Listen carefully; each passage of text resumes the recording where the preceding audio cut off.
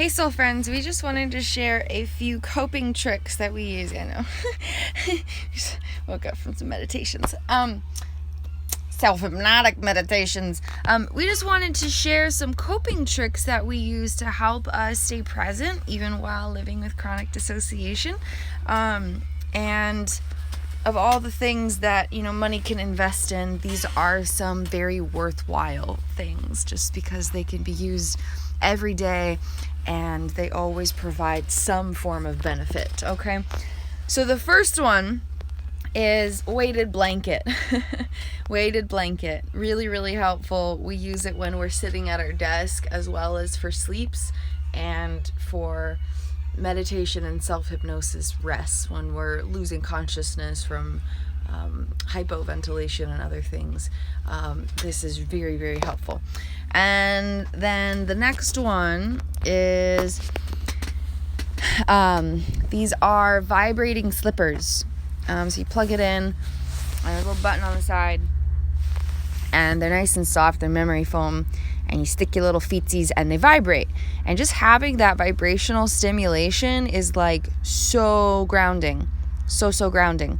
So even when I'm sitting still, I can stay present.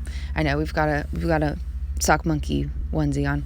And then the other one, I'm sitting on it right now. It's a vestibular cushion. And so the slippers were like $20 and the vestibular cushion was like $20.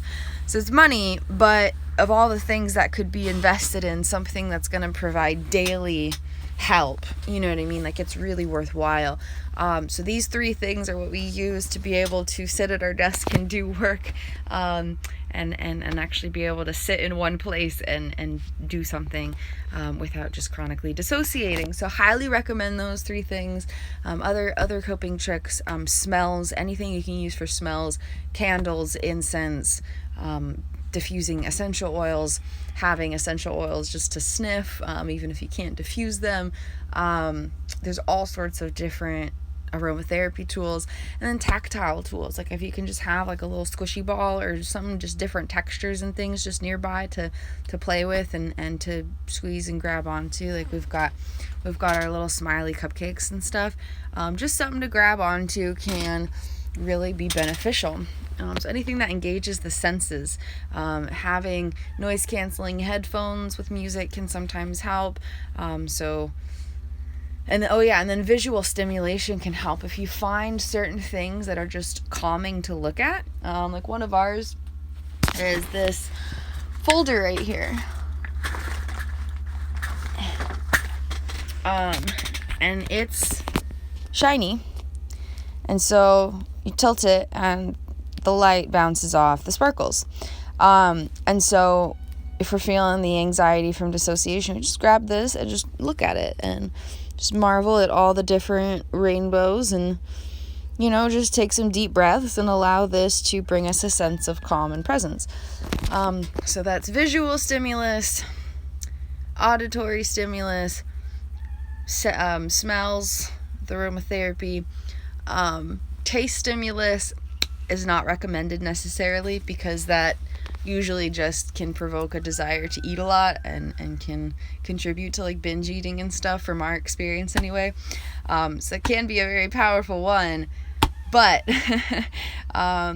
it's tricky to manage taste being a grounding tool without eating a lot or eating some pretty unhealthy stuff. We've struggled with that a lot.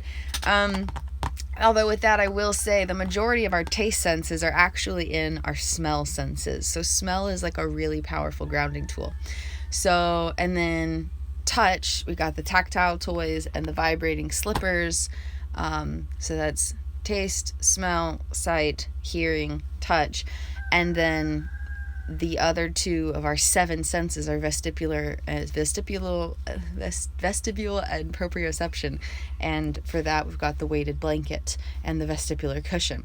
So anything that can be used to stimulate the seven senses can help with grounding when living with chronic dissociation, and this includes helping cope with traumatic stress coming up, helping cope with switches of consciousness, helping cope with age regression, all the things. So anything to stimulate the 7 senses. And then if you want to go really big above and beyond and invest a lot, I know not everybody can do this, but I will share it anyway, is getting an at-home oxygen machine. So you'll want to be, cautious going about this. It is pure oxygen. You do not want to be on oxygen all the time. You can actually really damage your brain with that.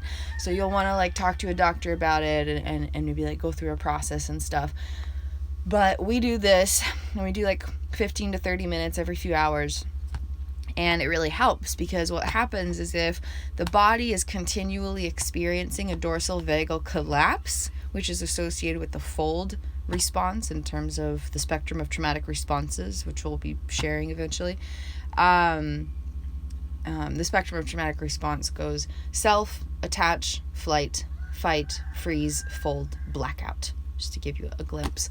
And so the fold response is associated with a dorsal vagal collapse, and when that happens chronically, you're in that state all day, every day, kind of a thing, it can lead to the brain-body system being deprived of proper oxygen flow.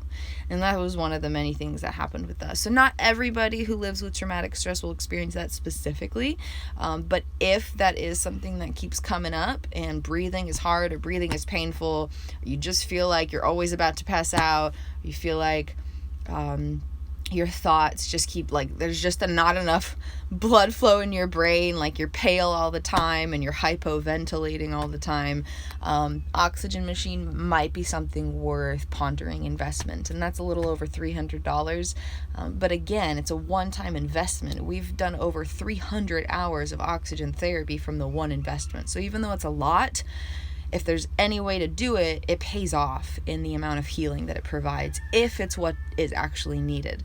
If you have any questions about any of these things, feel free to message us here on Instagram, or you can email us at kristenchroniclesdid@gmail.com.